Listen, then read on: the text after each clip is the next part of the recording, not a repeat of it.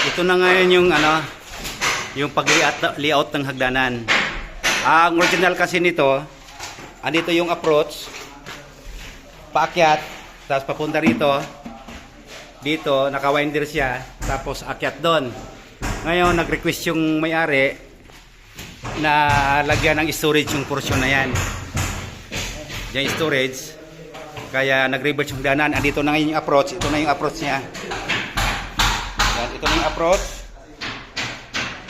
Akyat dito. Tapos akyat doon, nagwa-winder siya. Tapos dito, nag-normal naman siya ngayon. Paakyat doon sa second floor. Ngayon, ito ipakita ko lang sa inyo kung paano pagtamang pag-layout ng hagdanan.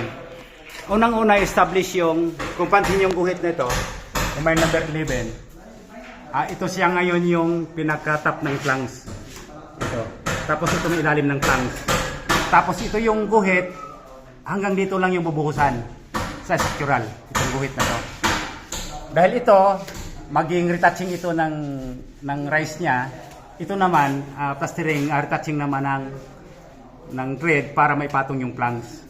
Yan, dapat establish lahat yan, na itsura niya, bago may lagay itong stringer niya, itong slab. Yan, yung kapal ng slab. Ang ganyan ang tamang pag-layout ng hagdanan.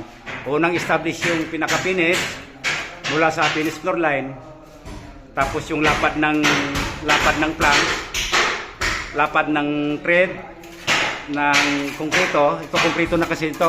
Yun, wag yung ibas kasi walang abang dito dahil ni-revise nga ito. Ngayon, nag-request pa ako ng concrete epoxy na Duron, galing ng Duron Builders.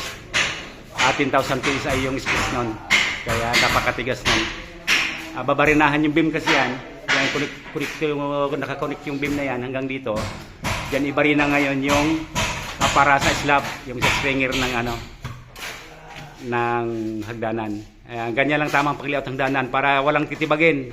Establish muna yung finish, tapos yung topping niya, yung retouching, bago ilagay yung mga rise ng structural, pati yung pinaka niya, ito yung pinaka slab o stringer ng hagdanan. Yan, ganyan lang tamang pag-layout ng dapat establish lahat yan. Ito naka-establish na lahat yan. Pupormahan na lang yan. Ngayon, ito kasi dating sa original plano ito, salamin yan.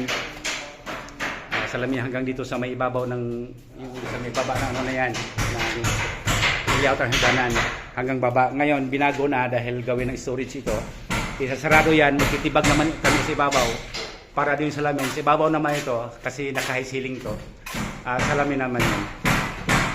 Ayan, ganyan lang tamang pag-layout ng hagdanan. Maraming salamat.